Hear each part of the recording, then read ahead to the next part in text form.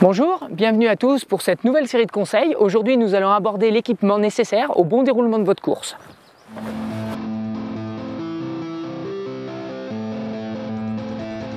Donc nous allons voir maintenant le matériel obligatoire. Donc dans un premier temps, nous avons le sac avec le sifflet qui est intégré, ainsi que la poche à eau. Nous avons le coupe-vent.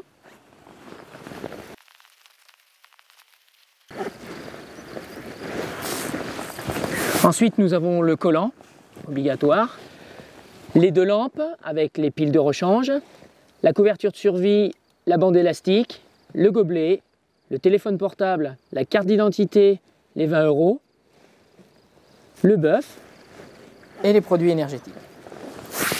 Sur ce, je vous conseille de rajouter donc la petite poubelle qui vous permettra de gérer vos déchets.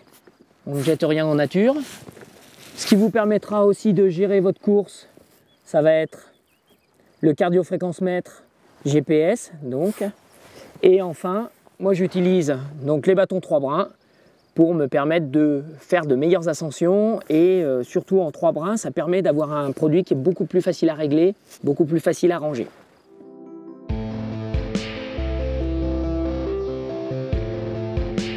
Donc pour la réussite de votre épreuve, vous avez la possibilité à Courmayeur, donc au 78e kilomètre, de mettre un sac dans lequel vous allez déposer différents produits, différents textiles qui vous permettront d'avoir du change lors de ce ravitaillement. Donc sachez qu'en montagne, vous allez pouvoir rencontrer tout type de conditions, y compris des conditions extrêmes, que ce soit de chaleur comme de basse température. Donc à ce moment-là, dans le sac, on y met les produits pour la chaleur. Donc casquette, t-shirt sans manches, petit gilet éventuellement, le bœuf et un short.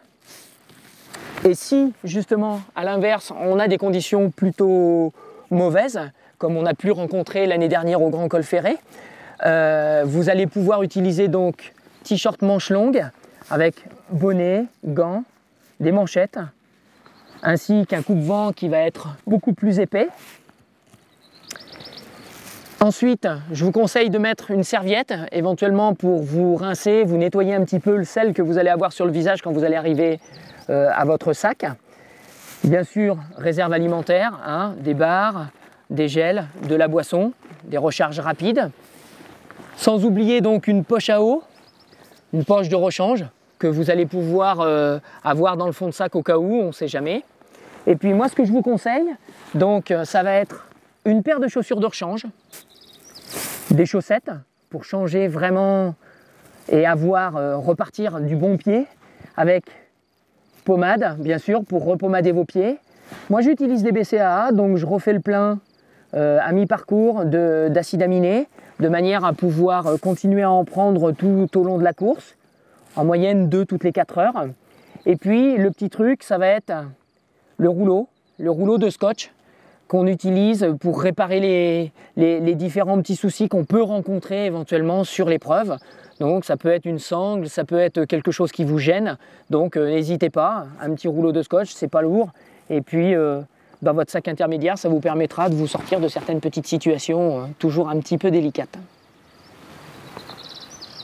Après vous avoir présenté l'ensemble de l'équipement nécessaire à la bonne réalisation de votre épreuve, l'idéal après, c'est de le tester, ce matériel, en condition. Donc les séances d'entraînement sont vraiment les moments propices à ce test.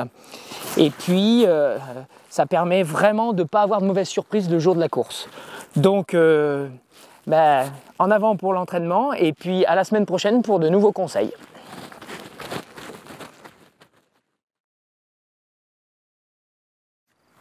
Chose vraiment primordiale, le papier toilette. Le papier toilette que vous allez utiliser, et quand vous l'avez utilisé, n'hésitez pas à le brûler de manière à ce que d'un point de vue écologique, on ne se retrouve pas avec des ribambelles de papier toilette. Donc pour ce, je vous conseille là aussi de le placer dans un sac étanche, hein, de manière à ne pas avoir de problème puisque le papier prend l'humidité assez rapidement. Donc voilà le tour en gros de ce que vous devriez y placer dans votre sac. Je vous le conseille très fortement d'avoir tout ce change de manière à pouvoir pallier à toute éventualité.